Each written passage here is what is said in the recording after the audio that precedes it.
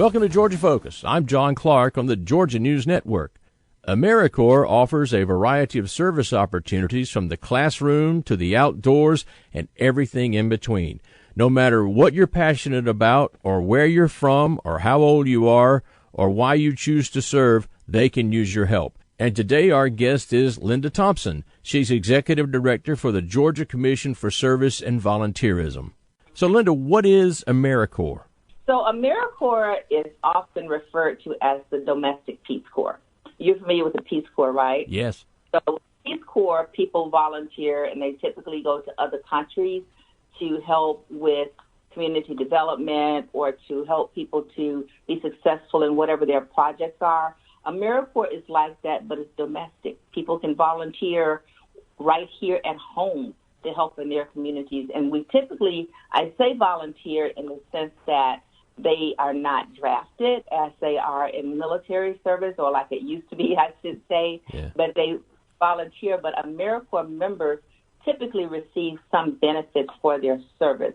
So they do serve, but they may receive a living allowance, which is a stipend. It's not a salary, but they can receive, if they're a full-time member, they can receive roughly $13,000 per year for their service if they're full-time. And if they complete their service satisfactorily, they may receive an education award that they can use to pay for tuition or to pay for student loans. With people being able to get benefits, then that probably really drives a lot of people to you. They're thinking, hey, this is a great way to volunteer, but I also get some benefits from that. Do you find that helps you out? It does. It is a carrot. However, for some reason, AmeriCorps continues to be the best kept secret in sliced bread. Really? I don't know why. Because AmeriCorps, I mean, as you can see, it's a win-win-win for everyone, right? The AmeriCorps member is receiving benefits. They're being a part of the solution instead of being a part of the problem. They're helping the community, so the beneficiaries benefit from their service, as well as the organizations who's trying to move their projects forward.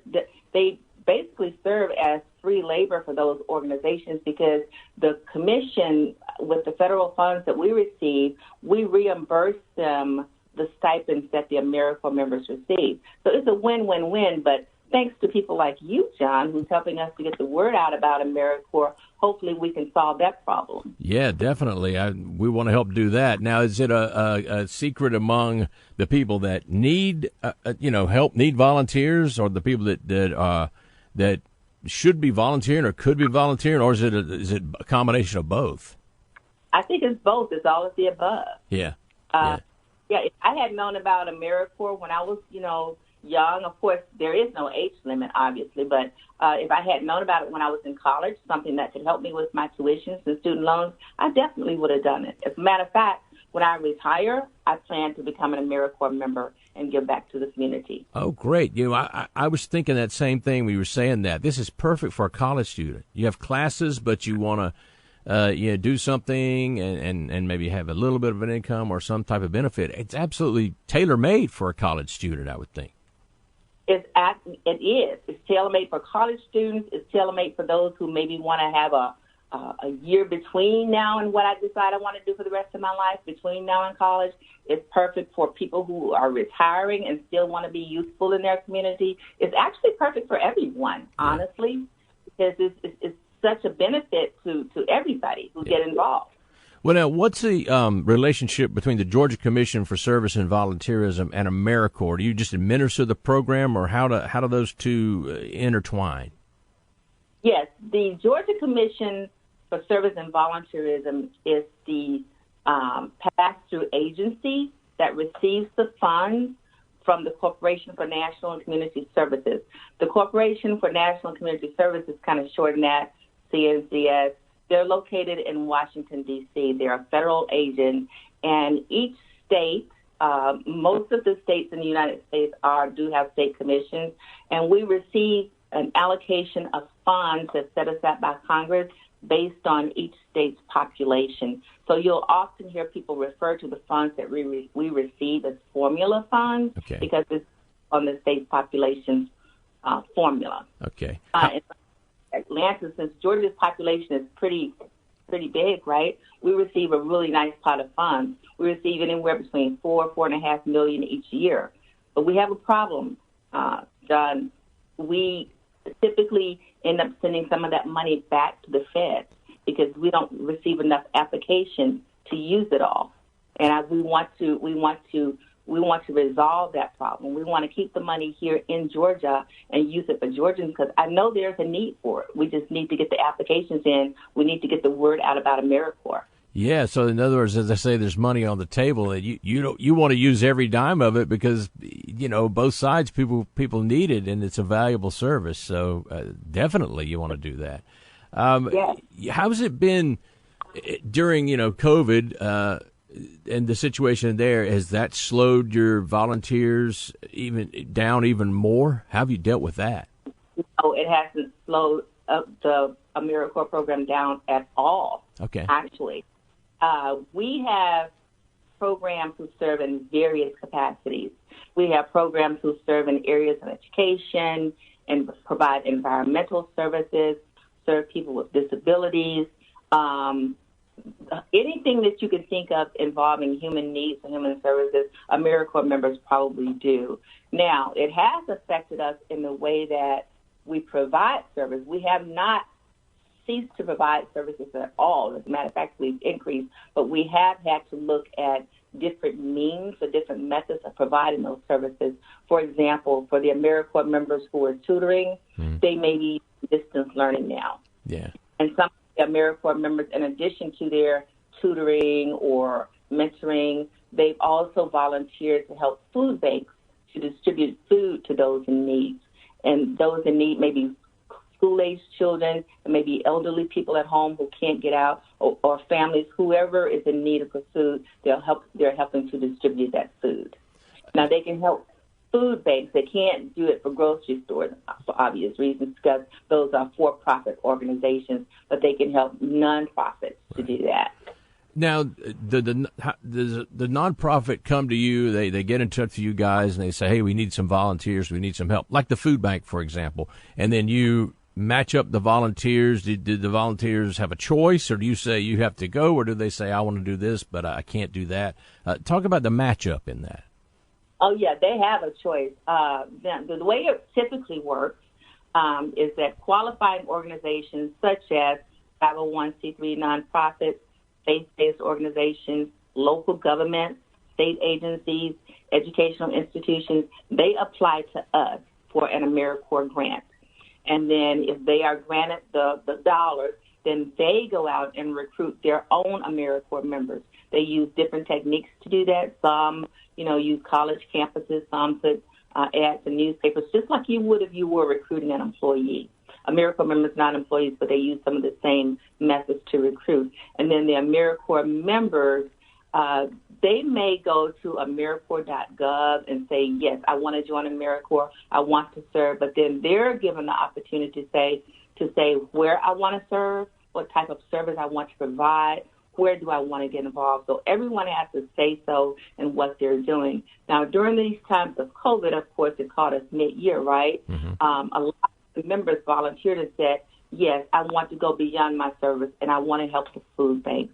I want to reach out further. I want to help with contact tracing or whatever the case might be. Yeah. Well, it's important to you have to be a good match on both ends, or you might not be as successful. So I guess that interaction, that matchup between volunteers and nonprofits is vital to be successful. Yes. Yeah. Typically, these are people who, with a heart for service, who want to serve. If you go back to how Americorps got started, you have to go way back, in the early 1900s. When you think about all of the wars that were taking place, like the Civil War, World War II, when you've heard of the essay, The Moral Equivalent of War. Mm-hmm. That's typically how national service got started. So you're dealing with people who really want to get involved, who want to help their community, who has a passion for this type of service. I had no idea it had been around that long. That's a long time. Yes. Each one of the administrations has done something to add to or to improve or to add legislation to national service. But yes, it's been around for a long time. Today we're discussing the work of Americorps. We're talking with Linda Thompson. She is Executive Director for the Georgia Commission for Service and Volunteerism, and we're talking about their needs at Americorps and how you can get involved with Americorps. Linda, how can people get involved? If someone says, hey, I want to serve, this sounds great to me, what are the steps they need to take? Well, there are two ways that people can get involved. They can either serve or they can implement an AmeriCorps program in their community. So for people interested in serving as an AmeriCorps member, they can go to AmeriCorps.gov and click on Join AmeriCorps, and there they will be taken to an AmeriCorps portal where they can input their interests, the location where they want to serve, and so forth. And then all of the programs around the country who are recruiting will be able to see their profile and invite you to apply. If they want to implement an AmeriCorps program, this timing is perfect. We're going to, when I say we, I mean myself and staff, we're going to start conducting application workshops in November. So if you would like to receive an invitation to attend an application workshop, you can send an email to me and ask me to add you to our contact list. And that email address is AmeriCorpsGA@dca.ga.gov. And if I may repeat that, it's Sure. AmeriCorpsGA@dca.ga.gov. And just simply say, Linda, add me to your contact list. I want to attend the application workshop, and I'll make sure that you receive the invitation. Of course, this year, the workshops will be virtual as opposed to in-seat and in-person. You know, I keep hearing, and you probably do too, that nonprofits are having a tough time, with fundraising and things like that right now. So I would think that you'd have a lot of them contacting you saying, you know what, we really need some help here, to help with whatever it is. Are you seeing that? No, and I think it's lack of awareness. We try to get the word out, but there's only myself and 4 other staff, so it's almost impossible to reach all of Georgia. Georgia's pretty big, so that's why we rely on you, radio stations like yourself, to help us to get the word out and to let people know that this opportunity exists, and hope that it generates a call or an email or something to us. Wow, you have to do a lot with a little. That's that's heavy lifting involved with just you guys on there. Yes, it is. It is. But you know what? I would say that myself and all of my staff, we're all so dedicated that we really enjoy it. And we want them to overwhelm us with phone calls and interest in AmeriCorps, because I definitely want to use this money in Georgia and not send it back to the federal government. Oh, definitely. Now, if someone applies to sign up for AmeriCorps, is there a process in terms of they have to go a background check? Do they have to submit what their skills are? What are some of the type of information you need to know from them?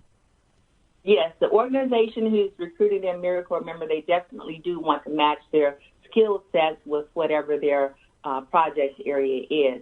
And all people with AmeriCorps who are working with vulnerable populations, they do have to undergo a criminal history check. But the program that's recruiting them will take care of that. They will pay for the criminal history check for the AmeriCorps member, if that member is selected. And in some cases, if they're not. Is there any type of training involved, or does a nonprofit handle that?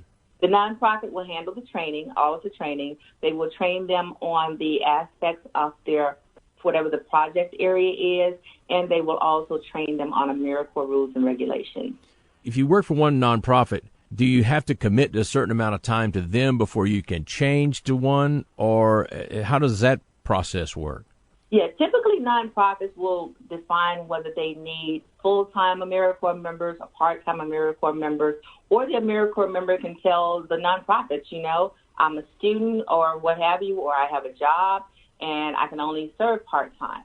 Or, it's totally a decision that's made between the organization and the member. Yeah. And it doesn't have to be nonprofit, like I said, it could also be a state agency or local government or an educational institution. But, yeah, they make that decision and they come to some kind of agreement between themselves. Right. Now, you mentioned you're going to be doing it when you retire, but that's a great angle. People that retire, they still want to do things. Hey, I've got this skill set and I want to continue to do that. That would seem like a really good fit for people who are retired. Exactly. That's what I want to do when I retire. And, I probably won't use the education award because I think I've probably gotten all of the education that I get. But the great thing is that I can use my education award and I can give it away to my granddaughters, which is what I plan to do. And they can use it for their college tuition. That's fantastic to be able to do that. Yes. Parents and grandparents and aunts and uncles need to get on board with that just to help, the next generation, Right. College is not cheap. So. College is not cheap. Yeah, you have 7 years to use your education award. So if you give it to someone, you just have to make sure that you're giving it to someone who will be using it in 7 years. So you wouldn't want to give it to an infant, right? Right. Unless and they'll be going to college at 7 years old. But in most cases, my grandchildren will be in high school, so I'll be able to give it to them and they can use it for college. Wow. How is that structured as far as how much money you get? Is it a set amount or does it vary? The education awards are typically based on the Pell Grant, and the Pell Grant changes every year, and so does the education award. This year, the education award is a little over $6,000. Okay. And so if you serve for 2 years, you can get two of those. That's over $12,000 for college. Wow. Which I think personally is a good deal. Does that go right to the institution, the college, or does it go to the person to then turn over to the college? How do you dispense it? It goes directly to the institution. It never touches the member's hands. So the member will, when they're ready to use it, they will contact the trust, the Americorps Trust, which holds the award for them, and they will say, I'm going to XYZ college. And so they will send it directly to that college for tuition, or they'll say, I want to use it to pay these student loans. And these student loans are held by, Sallie Mae. And so they'll send it directly to Sallie Mae. But it never touches the member's hands.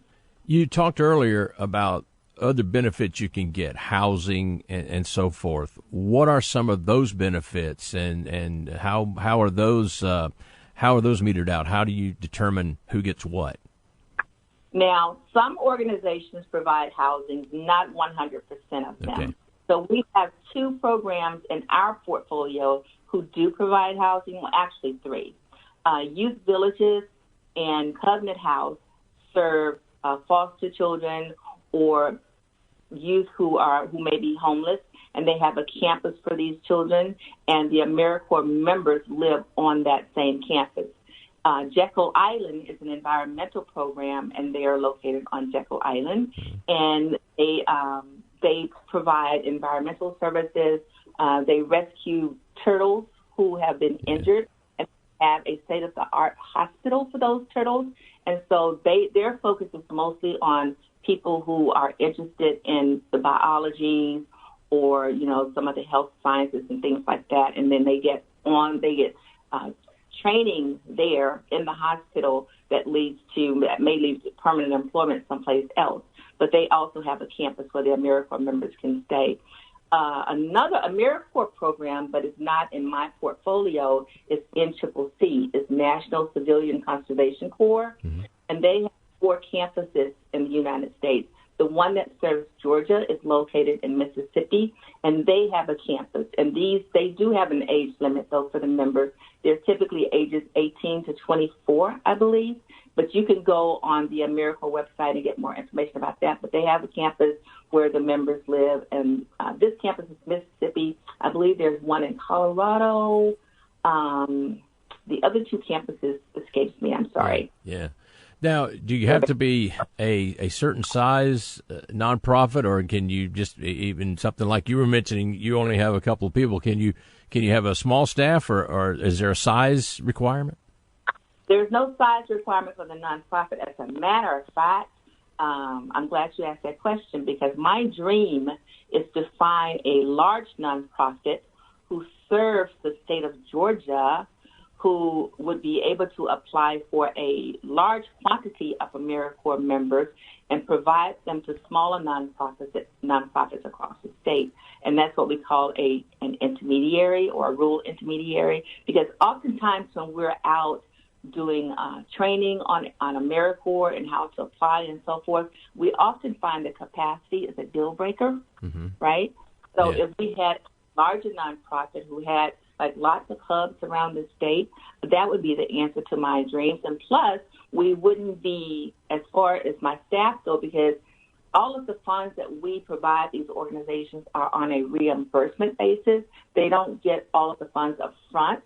And so each time they submit a monthly reimbursement request, my staff has to process that and make sure that the expenses are allocable, allowable, and so forth. And so with only, 4 staff under me to do that, if we were to get, we provide excellent service right now, but if we were to get, say, 100 programs, I would either have to have more staff, or we would have to have more capacity to oversee that number. So I think a larger organization would be the answer to our prayers. We could still spend all of the money, we could get all of the money out the door, and still provide excellent service to all of our sub-grantees. So, and I can understand what you mean on that for sure. Do you think there's I know you said there's a great need, you've got plenty of room, but do you find that rural areas are in need of help more than cities, or is it help's just needed everywhere? Help is needed everywhere, but I think we're unrepresented and underrepresented in many rural communities. In many rural communities. We're very well represented, I would say, in Metro Atlanta. Even though we're not solving all of their problems, we could still do more. But the rural areas, they don't have the familiarity or the awareness of AmeriCorps. Is it open to faith-based organizations too? I would think that would be a great group to get involved. Yes, faith-based organizations with 501c3 status.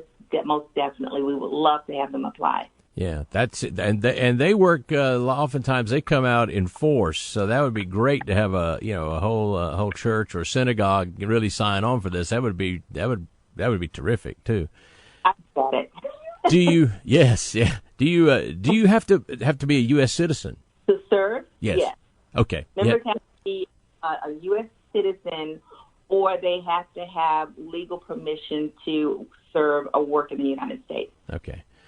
Well, I know you have a great need, and I echo your sentiments that we want people to go out and help you guys out. Give us the basics again, where they can reach out to you as far as your website, phone number, Facebook. I know any means necessary to get people matched up, right? Exactly. Yeah, they can reach out to me via email at AmeriCorps@dca.ga.gov, or they can go to DCA's website and type in keyword AmeriCorps, and it'll take you directly to our site. Yeah, I think that's it. Or if you want to just learn more about AmeriCorps in general, you can go to www.americorps.gov. And you're probably looking for more than one big organization. A couple of those would really go a long way down the road, wouldn't they? So what should they do? Because I know you want to have a conversation with them, certainly. So talk about what can happen there. Yeah, if they're interested, and I hope they are, they could contact me directly through that email address that I gave, AmeriCorpsGA@dca.ga.gov. And I would love to have a conversation with them, meet with them in person. And, the application itself can be daunting, so I would actually hold their hands and walk them through the entire application process.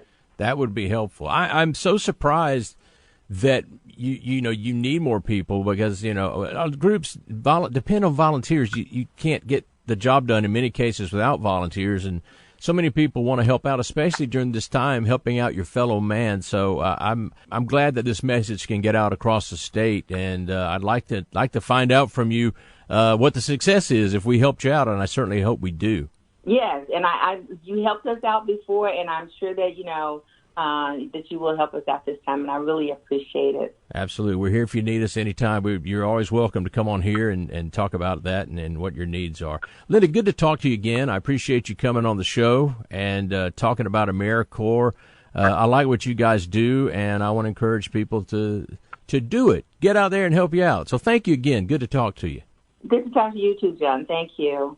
And that's Linda Thompson. She's the executive director for the Georgia Commission for Service and Volunteerism, and they run AmeriCorps. And as Linda talked about today, they need people. They need volunteers. They need nonprofits. They want to match you guys up, and they have the capacity to take on many more people and many more organizations. So whether you're someone looking to volunteer or you're a nonprofit looking for volunteers, you certainly need to contact them at AmeriCorps. So we thank Linda for being on our show today, and I thank you for listening to us. And also, if you have questions or comments about today's program, you can always email me, John Clark at GeorgiaNewsNetwork.com. I'll talk to you next week here on Georgia Focus.